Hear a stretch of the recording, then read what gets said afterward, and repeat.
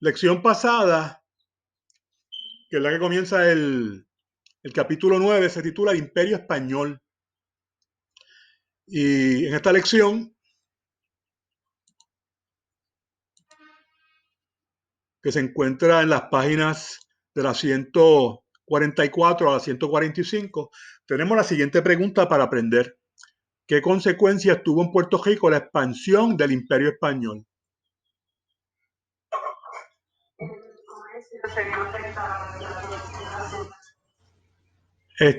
Ok, se vio afectado el comercio, se vio afectado la producción de azúcar. Algo más que haya pasado. Gracias, Valeria. ¿Alguien más?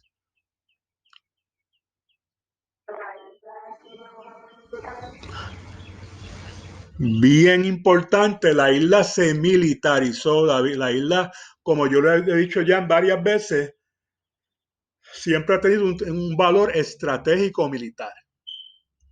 Hoy día, no estoy muy seguro de eso, pero la posición geográfica de Puerto Rico, pues es bien interesante porque los vientos alisios, o sea, los barcos de antes no eran barcos de motor. Recuerden que durante estos siglos los barcos eran de vela.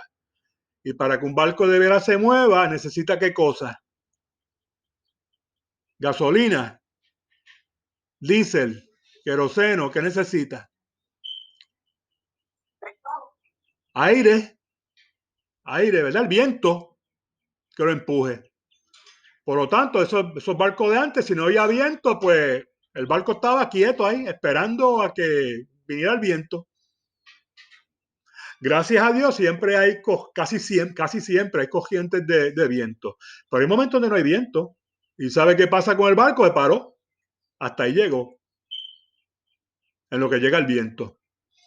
Eh, si tú vienes en esta dirección para las Américas, hay unos vientos que casi siempre hay unas corrientes que se llaman los vientos alisios, que vienen de África y doblan un poco hacia abajo por el Atlántico y se meten por el Caribe.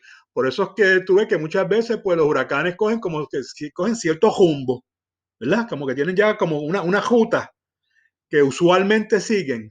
Pues esos vientos alisios los traen acá al Caribe. Y cuando tú vienes, ¿con qué es lo primero que te encuentras? La isla más grande, Puerto Rico.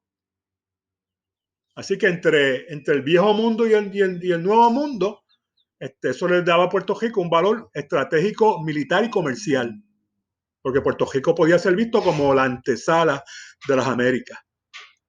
Ahora, el imperio español estaba, como le dije, expandiendo, y cuando tú eres un imperio, tú tienes rivales, porque tú tienes otros países que quieren ese poder que tú tienes. Esos países son enemigos. Por ejemplo, hubo un tiempo, ¿verdad? ¿Cuál es el imperio más grande que hay en el mundo ahora, en este momento? Yo sé que no se llaman un imperio, pero son un imperio. ¿Cuál es el imperio más grande del mundo ahora? Estados Unidos de Norteamérica. Estados Unidos. Y es interesante cuando miramos el mapa de Estados Unidos de América, vemos, ¿verdad? El mapita ese del continente con Hawái en una esquinita y Alaska en otro. Eso no es real. Eso es propaganda. Si tú miras el mapa de Estados Unidos, tú tendrías que incluir todas esas islas que son territorios y que le pertenecen a Estados Unidos. Un montón de islitas en el Pacífico. Tienes a Guam, tienes que meter a Puerto Rico, que es su principal territorio. Un montón de sitios. Y el mapa de Estados Unidos empieza a ver diferente cuando tú vienes a ver lo que es Estados Unidos completo, ya alrededor del mundo, que está en esos sitios. Estados Unidos, ese imperio tenía hasta los otros días un rival. ¿Alguien sabe cuál era ese rival? Hasta los otros días, hasta como 30 años atrás, 25 años atrás. Su principal rival en poder que luchaba, que competía. Nadie sabe. Usted ha oído hablar de la Unión Soviética. Lo que bueno, Rusia es lo que queda. Principalmente Rusia, pero era la Unión Soviética. Era una unión de 15 repúblicas diferentes. Y obviamente la que más poder ejercía era Rusia. Y pues la Unión Soviética colapsó en 1991 y lo que queda ahora es lo que se llama la Federación Rusa. Y esos países, pues ya muchos de ellos no son parte de... O sea, la Unión Soviética como tal ya no existe. ¿Cuál es el rival de Estados Unidos hoy? El rival más fuerte. China. Gracias, China. China. Ellos aterrizaron un cohete en la luna, creo que ayer o antier. O sea, está en competencia. Y esto siempre es así. Siempre que hay imperio, tiene, perdón, no entendí la pregunta, perdóname.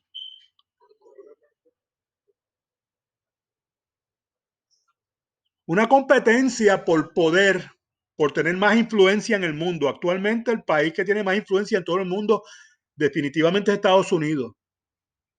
Pero eso cambia, ningún imperio dura para siempre. Ningún imperio en este mundo es eterno.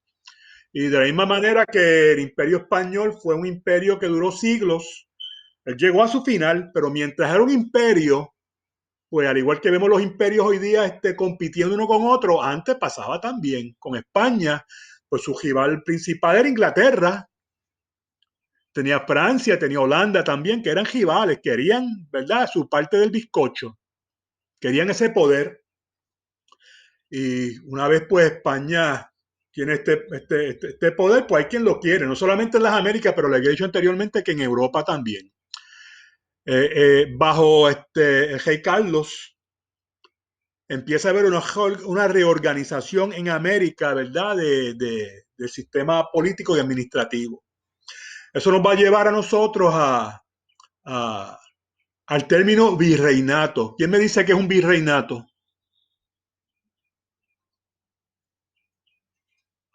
¿Alguien?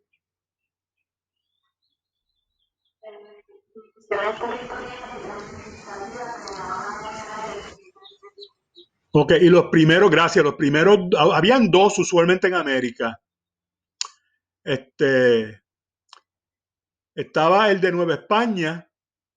¿Alguien sabe qué país hoy día era Nueva España antes? México. México era Nueva España. Y Perú. Esos eran los dos virreinatos que habían. Pero expandió a dos más. Expandió a Nueva Granada y a Río de la Plata, en Sudamérica. Y eso es para tener más control, ¿verdad? Esas divisiones administrativas para tener un mayor control de lo que está pasando, porque había que controlar este imperio tan grande. Hacían falta pues más recursos y había que administrarlo pues de una manera más sabia, más rigurosa. Durante el tiempo de Rey Carlos también, gran parte de esa expansión del imperio español en Europa se debió al comienzo de una nueva dinastía que duró 2 siglos. Esa dinastía es conocida como los Habsburgos. Los Habsburgos eran los reyes de España entre el siglo XVI y el siglo XVIII. ¿Qué es una dinastía? Los que cogieron historia del mundo conmigo en séptimo grado deben saber lo que es una dinastía, porque hablamos de la dinastía. ¿Qué es una dinastía? ¿Alguien sabe?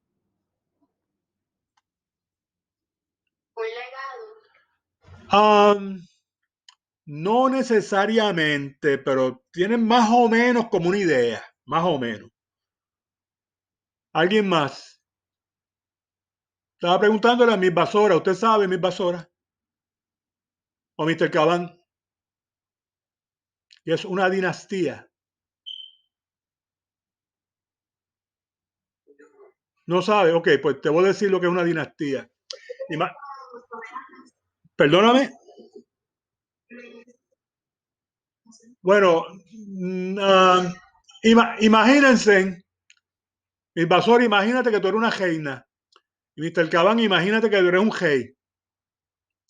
Y ustedes tienen hijos. Cuando ustedes se mueran, ¿quiénes van a ser los próximos reyes? Y esos hijos de ustedes van a tener hijos. O sea que ustedes van a tener nietos. Cuando los hijos de ustedes se mueran, ¿quiénes van a ser los otros reyes? Los nietos. ¿Y quiénes van a ser los reyes cuando se mueran sus nietos?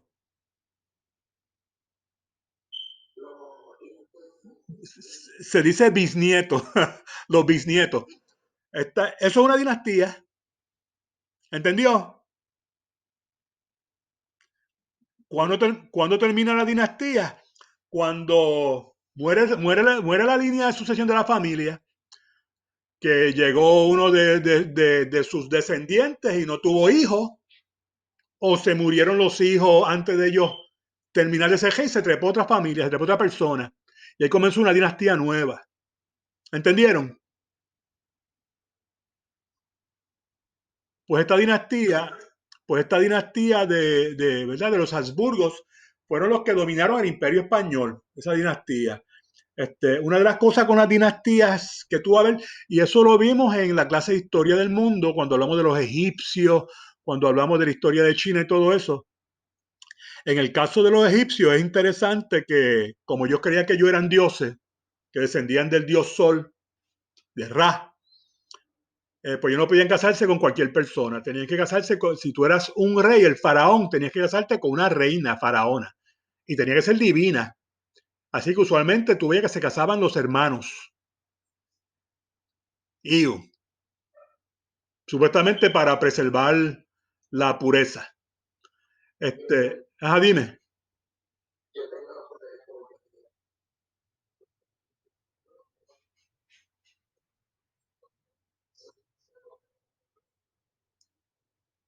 O sea, se casaron primos.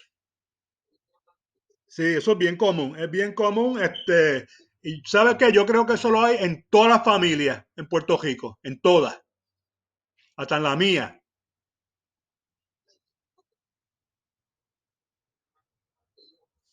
Pero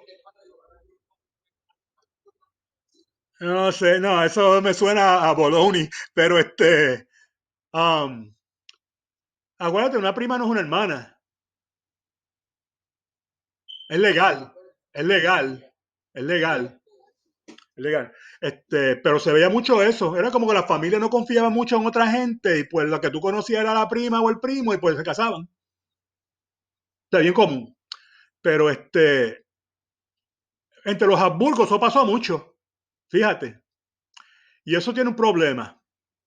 El problema es que cuando tú mantienes una línea sanguínea homogénea, eso empieza a crear mutaciones. Entonces empiezan a los descendientes a tener mutaciones. Usualmente las mutaciones no son como lo que tuvo en X-Men, que disparan rayos por los ojos y tiran centella por las manos. Una mutación es que naciste con algún daño cerebral o naciste con alguna deformidad y tú vas a ver que la línea, tú vas a ver en esta clase luego que el último de los Habsburgos tenía deformidades craneales. Ese es el peligro. Eso lo vas a ver luego. ¿Está bien? Pues seguimos, muchachos. Otra de las, pues que los jibales, ¿verdad? Los jibales cuando ellos quieren su pedazo del bizcocho, pues se van a atacar los unos a los otros. Y pues tú sabes que había tráfico de navíos españoles entre las colonias y la metrópoli, ¿verdad? Y España. Pues estos países enviaban sus barcos a atacar los barcos españoles, porque algunos traían oro, pues vamos a atacar ese barco y quedarnos con el oro. Eso empezó a pasar, la piratería, que no tiene que ver nada con bajar una película por internet, ¿verdad? Eso no es piratería, eso es Bologna, ¿verdad? La piratería era cuando se montaban en otro barco y mataban a medio mundo y se robaban lo que había en ese barco. Y muchos de estos piratas no solamente eran personas que trabajaban de una manera clandestina, sino que a veces los gobiernos daban un permiso. Y eso lo vas a ver aquí en este otro término. Yo sé que está mucho más abajo, pero ya que estamos hablando de eso, vamos a hablar de eso. Eso que dice permiso de corso. ¿Usted ve eso ahí? ¿Lo ve o no lo ve? ¿Y qué es un permiso de corso? ¿Quién me dice? Yo creo que usted sabe.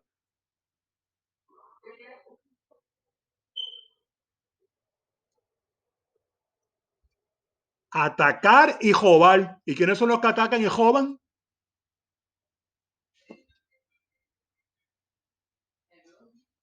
Si está en un barco y está matando y jobando, ¿cómo lo llamamos? Piratas, piratas, pues todos eran piratas legales. Lo que pasa es que se llamaban corsarios. Yo lo veo aquí abajo, corsarios. Venía el rey o la reina y decía, mira, te voy a dar permiso, una licencia, y ahora eres un pirata legal, profesional. Tú vas a jugar y a matar y a hacer canto y hundir barco y todo eso, y me lo vas a traer todo a mí. Eso era. Y a Puerto Rico llegaron corsarios, tanto de Inglaterra, eso vamos a verlo luego, como de Holanda. España, para evitar estos ataques, para protegerse, ¿verdad? Hacían unos convoys de un se llamaba sistema de flotas. Y usted sabe lo que es un convoy, ¿verdad? Y no has oído la palabra. Un convoy es cuando, ustedes no han visto las películas, cuando hay un montón de troces juntos que se están protegiendo, especialmente en las películas de guerra, que van un montón de cajos o camiones y van protegiendo a, a uno de ellos porque va alguien importante o llevan un cargamento importante. ¿Usted no ha visto eso en una película? En el trailer de Wonder Woman, de la película nueva, que ella ataca un convoy, ¿no lo ha visto? Pues un convoy era eso, pero de barco. O sea, si venía un barco con algo valioso, venía con oro o algo, pues había unos barcos que lo acompañaban, como una escolta, protegiéndolo. Eso es un convoy, ¿verdad? Si es de vehículos, los españoles llevaban sistemas de flota y lo hacían porque usted sabe la cantidad de bienes y recursos que pararon en España, pero como loco, todo ese oro que iba y venía. Pues mira, para un corsario, para un pirata, eso era, mira, fiesta, si cogía un barco de eso. Pero los españoles, pues para protegerlo, pues iba el convoy, iba el sistema de flota, iban barcos de guerra protegiéndolo, como que métete aquí para que tú veas lo que te va a pasar, como te va a hundir a cañonazo limpio. El término insular, pues tiene que ver con isla, ¿verdad? Eso no es importante. Estaban los navíos de permisión también, aparte del sistema de flota, habían barcos que tenían permiso, porque eran navíos de permisión, tenían permiso de viajar por sí solos. Podían llevar algo valioso, pero tenían permiso de ir por sí solos sin una escolta. Eso eran los navíos de permisión. Y eso llegó un momento donde pues tan costoso todo el sistema de flota y tan complicado que a veces para aligerar el paso de alguna gestión comercial, pues había que darle permiso, pues vente como estás, ¿verdad? Me imagino que un navío de permisión iba lleno de cañones de diestra a siniestra para protegerse, ya que no tenía un sistema o sea, no tenía un convoy que lo iba a proteger. Eso se vio mucho, muchachos, también en el Caribe. El Caribe es una área que estaba llena de corsarios y piratas, por eso es que la película se llama Pirates of the Caribbean. Si había una parte del mundo, ¿verdad? Donde habían piratería como locos, más que ninguna otra parte en el mundo y en la historia, fue en el Caribe, aquí en el Caribe. No estoy diciendo que no había piratas. De hecho, hoy día hay piratas. ¿Ok? La mayor parte de la piratería hoy día se ve en África, en el Golfo Arábico y en el Golfo de Omán. Esa área cerca de la península arábica porque sale muchos buques llenos de petróleo. Entonces vienen piratas montados en una yola y se meten con metralladores y nos quedamos con esto y piden un rescate. Te soltamos el barco y te soltamos a todo el mundo ileso y nos tienen que pagar tantos millones, los manda los millones a tal banco. Eso es hoy día. Antes, pues el Caribe, donde se movía lo valioso. Y había muchos galeones españoles llenos de oro que se hundieron aquí en el Caribe y en el Golfo de México. Usualmente la parte sur de Florida, de la península de Florida, que por ahí había mucho tráfico. Los huracanes hundían muchos barcos, pero muchos barcos los hundían los corsarios. Y algunos de estos barcos que se hundieron, pues los hundían y no les daba tiempo a ir a abordarlos para robar lo que había a bordo y se hundían con todo el oro para allá abajo. Usted no ha visto documentales donde tenemos personas que se dedican a buscar galeones, son buzos y buscan galeones. ¿Para qué buscan galeones? Para encontrar esos tesoros que hay abajo, cofres y cofres y cofres y cajones llenos de monedas de oro, de doblones españoles. ¿Usted no ha visto esos documentales de eso? o todo es Fortnite. Es bien fascinante. Cuando yo tenía la edad de ustedes, había muchos buzos que se dedicaban a eso. El más famoso era Jacques Cousteau, un buzo francés, y se la pasaba siempre allá abajo en el Golfo de México y en la costa sur de Florida y por las Bahamas buscando galeones hundidos y las cosas que encontraban. Y usualmente de los españoles. Muchacho, pregunta por el momento. No, ok. Este, un presidio. ¿Qué era un presidio? Porque decimos presidio hoy día, pero presidio hoy día no es lo que era antes. Hoy día tú hablas de presidio, es una cárcel. Eso no lo era que era un presidio, que era un presidio. Exacto. Y en San Juan había un presidio, ¿verdad? Una plaza donde hay la plaza de armas. San Juan, eso era un presidio. Y pues se llama de armas porque hay un destacamento de soldados y ¿verdad? Que protegían. Porque está el Morro, está toda esa costa, ¿verdad? Que la ciudad murallada, para, ¿verdad? Protegerse de los ataques, de los muchos ataques que Puerto Rico sufrió. Este, y el situado era un dinero, Puerto Rico era bien pobre, Puerto Rico era miserablemente pobre, porque lo que se hacía aquí era pues ¿qué? Ganadería y agricultura, mayormente de subsistencia, y, y los barcos pasaban por aquí, a veces ni paraban, porque todo era para México, para allá, para Nueva España. Entonces, para pagarle a los soldados y para sufragar los gastos de las construcciones que habían para fortificar la ciudad, porque las cosas se hacen con chavos, esos chavos venían del situado, y el situado era un dinerito que venía anualmente de México a Puerto Rico. Y cuando llegaba eso, fiesta, llegaron los chavos, se le pagaba a los soldados, y eso era como una vez al año. Y ese barco que venía lleno con oro, pues imagínate si un corsario se enteraba que ese barco viva por Puerto Rico, lo que iba a pasarle. ¿Me está entendiendo? Así que el situado era bien importante. Y con ese situado, pues es que el gobierno podía funcionar porque la gente tiene que comer, ¿verdad? Con chavo. Vieron varios ataques a Puerto Rico. Los que llaman la atención son el de este ataque inglés de Sir Francis Drake, ¿verdad? A finales del siglo XVI, donde llegaron a Puerto Rico y quemaron a San Juan y quemaron medio mundo. Y uh, ellos entraron y pues tuvieron eventualmente que irse. Hubo otro ataque, hay detalles ahí de cómo fue ese ataque, ¿verdad? En 1592 fue un ataque bien famoso. También aquí está todos los ataques, ¿verdad? Perdóneme, está todos los detalles de ese ataque, donde al fin y al cabo, pues por poco invaden la isla, pero tuvieron que irse, ¿verdad? Y después de 3 días. Hubo otro que fue más exitoso de parte de Enrico Balduino. Hubo otro también de Sir George Clifford, conde de Cumberland. Particularmente del conde de Cumberland llama la atención porque este fue varios años después, 1598.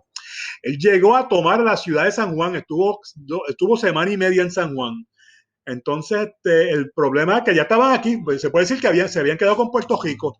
Era muy probable que de ese entonces en adelante Puerto Rico iba a ser una colonia inglesa en vez de una colonia española, pero la comida y el agua que ellos estaban consumiendo estaba contaminada y les dio disentería. Y disentería lo que te da es una fiebre y una churra que es mortal, y no tenían cómo parar y se murieron con la diarrea que le dio por la disentería. Así que estaban contaminados, ¿verdad? Estaban enfermos, tuvieron que irse, pero dijeron antes de irnos vamos a quemar a San Juan para que se acuerden de nosotros, y quemaron la ciudad antes de irse. Pero la gran parte de esa fuerza invasora murió por disentería. Les hablé también de Enrique Balduino, ¿verdad? Que vino y saqueó la isla. pero, y vino con una fuerza expedicionaria bien grande, pero tuvieron que eventualmente irse. Y eso básicamente fue la lección, ¿verdad?, que usted leyó sobre el imperio español. De la lección que aparece hoy, déjeme decirle rapidito lo que se supone que usted tiene que valer, que como yo le dije a usted, todos los imperios lleguen a su final. Ningún imperio dura para siempre. Y el imperio español va a empezar a morir una muerte en cámara lenta, va a empezar a languidecer, va a empezar a como evaporarse poco a poco, poco a poco. Y usted va a ver de eso hoy. Usted va a continuar con la lección titulada El Imperio Español languidece. La lectura se encuentra en la página 150 a la 159, donde la pregunta para aprender es cómo se convirtió la isla en una frontera militar de España en América, que fue básicamente lo que Puerto Rico era, bien militarizado.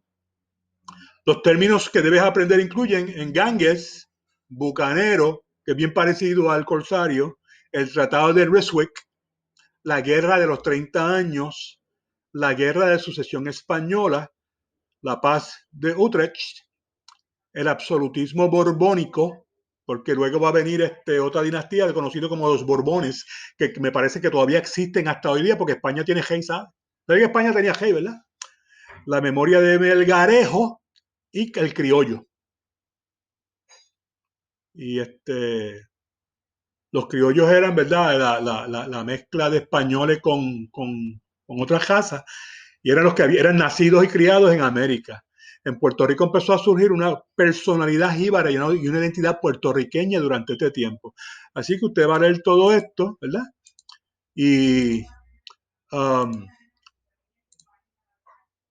va a llevar a cabo el assessment que se encuentra en la página 153 y de la 158 a la 159. Y eso usted lo va a subir por LMS a la mayor brevedad posible. Muchachos, pregunta.